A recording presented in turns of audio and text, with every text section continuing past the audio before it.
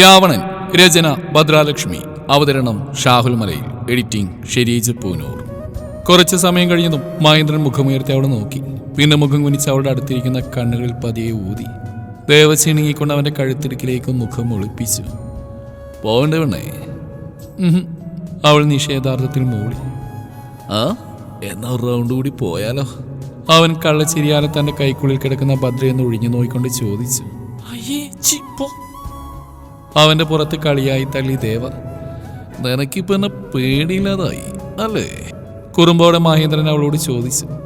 അതൊക്കെ അവിടെ നിൽക്കട്ടെ, ദേവിട്ട് എന്തിനാ നേരത്തെ കരഞ്ഞത്? ദേവ അവനോട് കളിയായി ചോദിച്ചു. അത്രയും നേരം പൂനിലാവ് പോലെ ഉദിച്ചെന്നിരുന്ന മഹേന്ദ്രന്റെ മുഖമൊന്ന് താണു. അത് പിന്നെ അന്ന് നമ്മൾക്കിടയിൽ അന്ന് ഞാൻ നിന്റെ മനസ്സും ശരീരം ഒരുപോലെ വേദനിപ്പിച്ചില്ലേ പുത്ര? അതോർക്കുമ്പോൾ വല്ലാത്തൊരു കുറ്റബോധം. അരുത് ദേവേട്ട, അങ്ങനെയൊന്നും പറയരുത്. ദേവേട്ടൻ പറഞ്ഞ പോലെ ആ നശിച്ച ദിവസം നമുക്ക് മറക്കാം. ഇന്ന് ഈ ദിവസം എനിക്ക് എന്നും ഓർക്കാനുള്ളൊരു മനോഹര ദിനമാക്കി മാറ്റിയത് എൻ്റെ ദേവേട്ടനല്ലേ?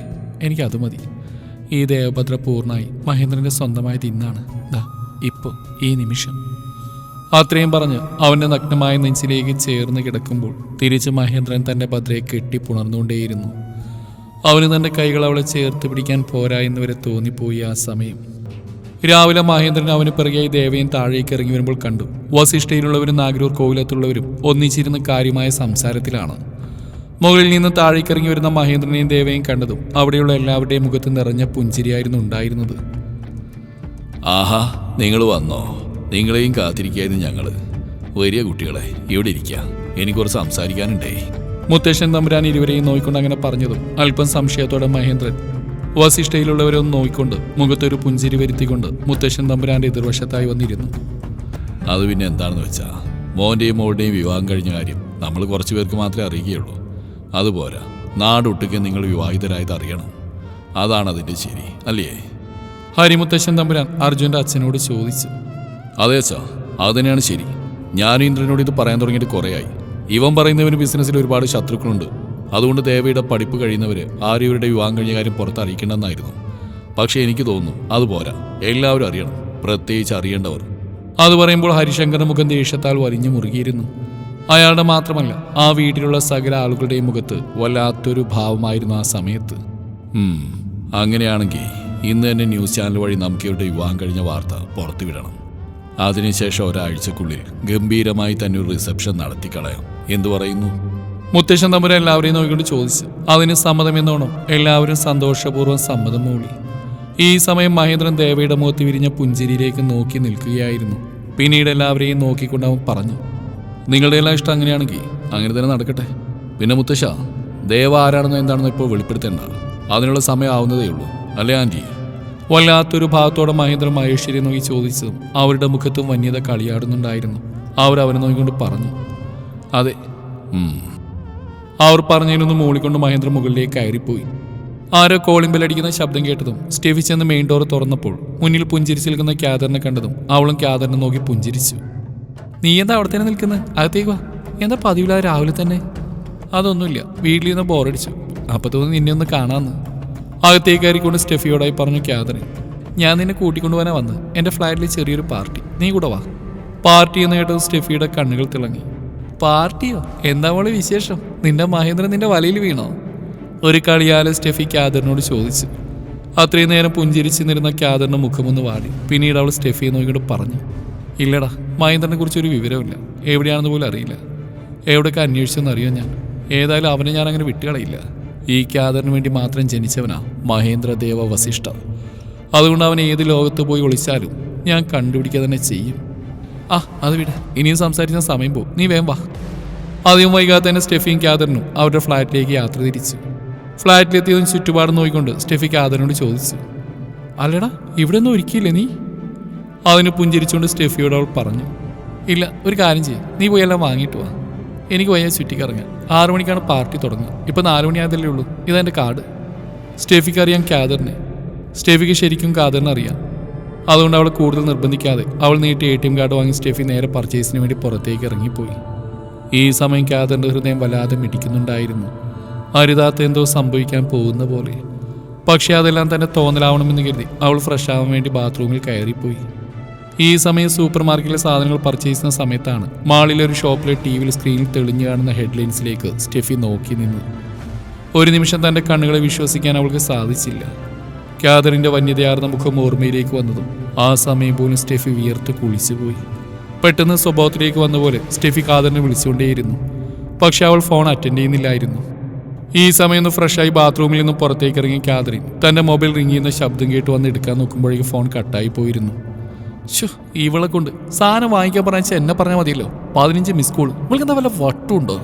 ഓരോന്ന് പിറുപിറുത്തോണ്ട് കാതറിൻ തിരിച്ച് സ്റ്റെഫിയെ വിളിച്ചതും ഒറ്റ റിങ്ങിൽ തന്നെ സ്റ്റെഫി ഫോൺ എടുത്തു.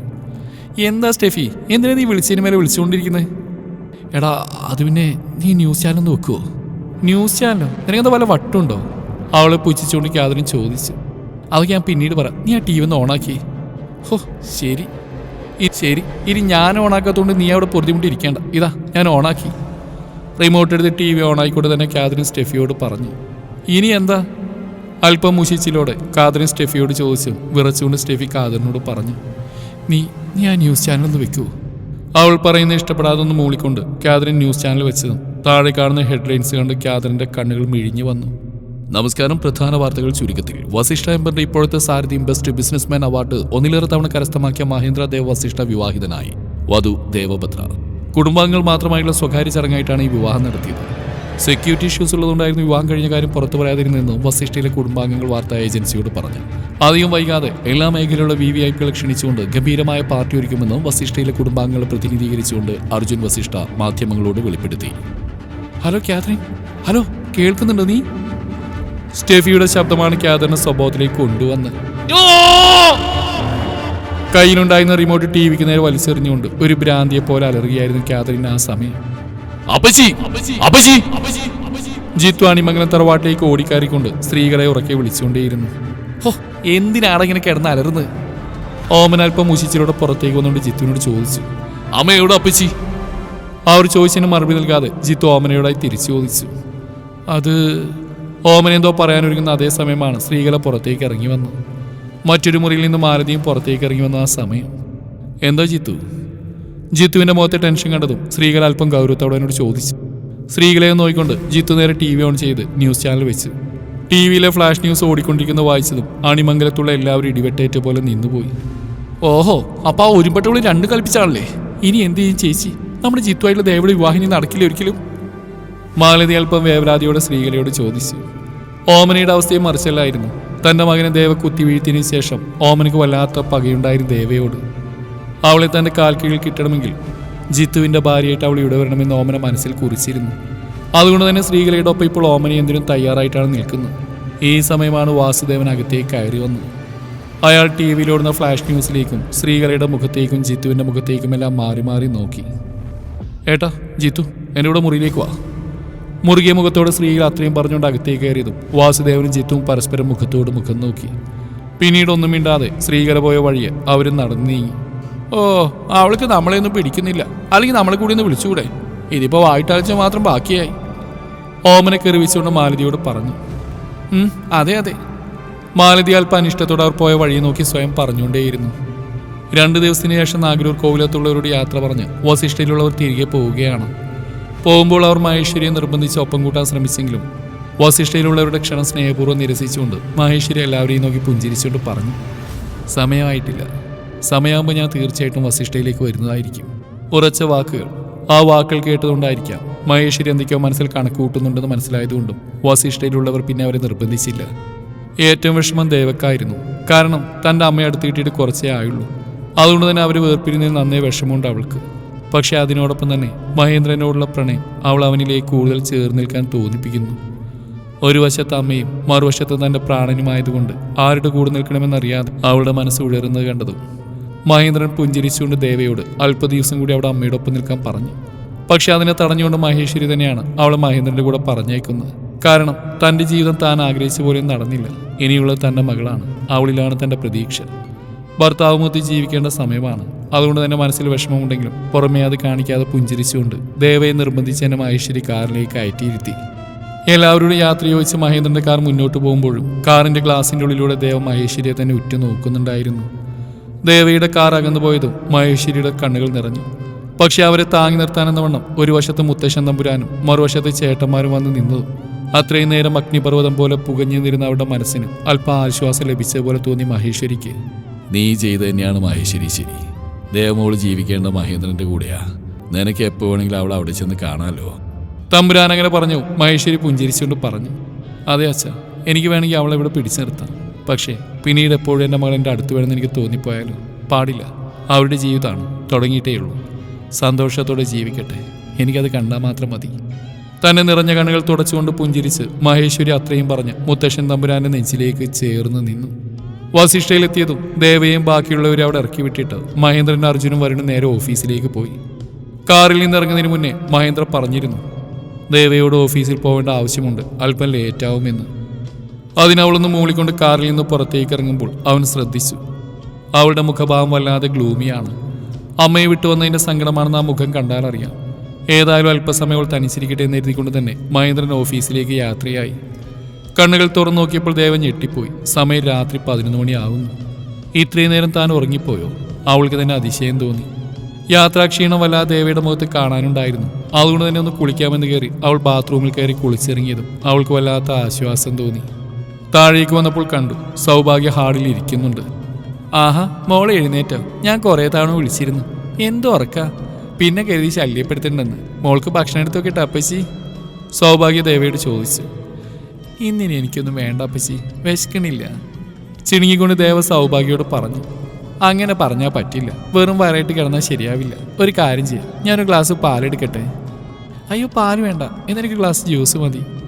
ആ, എന്നാ പിന്നെ ജ്യൂസ് എങ്കിൽ ജ്യൂസ്, അത് ഫ്രിഡ്ജിലുണ്ട്, ഞാൻ എടുത്തുകൊണ്ട് വരാം. അത്രയും പറഞ്ഞ സൗഭാഗ്യം എഴുന്നേൽക്കാൻ തുടങ്ങിയതും ദേവ അവർ തടഞ്ഞുകൊണ്ട് പറഞ്ഞു. അയ്യോ അപ്പച്ചി, എഴുന്നേൽക്കണ്ട, ഞാൻ പോയി എടുത്ത് കുടിച്ചോളാം. അത്രയും പറഞ്ഞ് അവിടെ മറുപടി കാത്തു നിൽക്കാതെ ദേവ അടുക്കളയിലേക്ക് ഓടി. ദേവ ഓടുന്ന കണ്ടതും സൗഭാഗ്യ അവളെ നോക്കി പുഞ്ചിരിച്ചു. ജ്യൂസ് കുടിച്ച് തിരികെ ഹാളിൽ വന്ന സൗഭാഗ്യ ദേവയെ നോക്കിക്കൊണ്ട് പറഞ്ഞു, മോളെ, ഇന്ദ്രൻ വന്നിട്ടുണ്ട്, മോള് മുകളിലേക്ക് വെക്കുക, ഞാൻ ഡോറടിച്ചിട്ട് കിടന്നുറങ്ങാൻ പോവാ. മഹേന്ദ്രൻ വന്നു എന്ന് കേട്ടതും ദേവയുടെ കണ്ണുകളൊന്ന് തിളങ്ങി. അവൾ സൗഭാഗ്യം നോക്കിയൊന്ന് മൂളിക്കൊണ്ട് നേരെ മുകളിൽ അവരുടെ മുറിയിലേക്ക് ഓടിക്കയറി. മുറിയിൽ ചെന്ന് വാതിൽ തുറന്ന് അകത്ത് കയറി ഡോറ് ചേർത്തടച്ച് മുമ്പോട്ട് നോക്കിയതും മഹേന്ദ്രൻ ഒരു ബാത്ത് ടവൽ ചുറ്റിക്കൊണ്ട് മറ്റൊരു ടവൽ കൊണ്ട് തല തോർത്തി പുറത്തേക്ക് വന്നതും ഒരേ സമയമായിരുന്നു. മുൻപോട്ടേക്ക് നോക്കിയതും മഹേന്ദ്രൻ കാണുന്നത് തന്നെ നോക്കി നിൽക്കുന്ന ദേവയാണ്. ഇരുവരുടെയും കണ്ണുകൾ തമ്മിലിടഞ്ഞു. തുടരും ഈ കഥയുടെ ബാക്കി ഭാഗം നാളെ ഇതേ സമയം.